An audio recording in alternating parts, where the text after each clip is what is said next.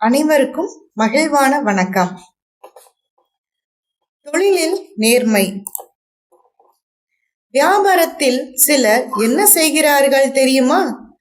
Patient முதலில் பணத்தை எடுத்து காட்ட வேண்டும், அதற்கு பிறகுதான் மெடிசன் கொடுப்பார்கள்.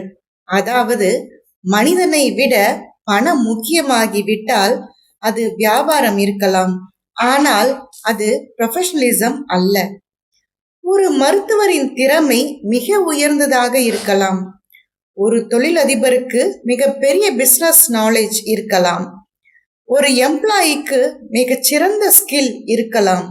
ஆனால் எத்திக்ஸ் இல்லை என்றால் அந்த ஸ்கில் முழுமையான ப்ரொஃபஷனலிசம் ஆகாது.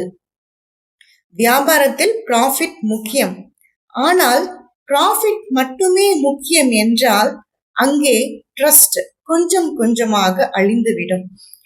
குறுகிய காலத்தில் நேர்மையில்லாத வழியில் பணம் சம்பாதிக்கலாம், ஆனால் நீண்ட காலத்தில் நம்பிக்கையை இழந்தால் வியாபாரத்தையே இழக்க நேரிடும். உண்மையான ப்ரொஃபஷனல் யார்? யாரும் பார்க்காத நேரத்திலும் சரியானதை செய்பவர். கஸ்டமர் முன்னால் மட்டும் நல்லவராக நடிப்பவர் அல்ல, கஸ்டமர் இல்லாத நேரத்திலும் அவருடைய நலனை நினைப்பவர். எம்ப்ளாயியை ஒரு செலவாக மட்டும் பார்க்காமல் ஒரு மனிதராக மதிப்பவர். பிசினஸை டிரான்சாக்ஷனாக மட்டும் பார்க்காமல் ரிலேஷன்ஷிப்பாக உருவாக்குபவர். அதனால்தான் ட்ரஸ்டில் பிசினஸ் கட்டுங்கள், டிரான்சாக்ஷனில் மட்டும் கட்டாதீர்கள். நீங்கள் வேல்யூ கொடுத்தால் மக்கள் உங்களை மதிப்பார்கள். நீங்கள் இன்டெகிரிட்டியுடன் நடந்து கொண்டால் நம்பிக்கை உருவாகும், நம்பிக்கை உருவானால் ரெputation உருவாகும், ரெputation உருவானால் மக்கள் மீண்டும் உங்களிடம் வருவார்கள். அதுதான் லாங் டேர்ம் பிசினஸ். நினைவில் வைத்துக் கொள்ள வேண்டிய மிக முக்கியமான வரி, யாரும் பார்க்காத நேரத்தில் நீங்கள் செய்வதுதான் உங்கள் உண்மையான எத்திக்ஸ். யாரும் பார்க்காத நேரத்தில் நீங்கள் செய்வதுதான் உங்கள் உண்மையான எத்திக்ஸ்.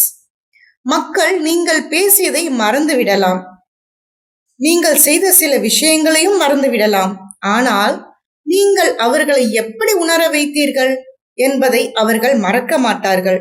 அதனால் பணம் சம்பாதிப்பதை மட்டும் இலக்காக வைக்காதீர்கள், நம்பிக்கையை சம்பாதியுங்கள்.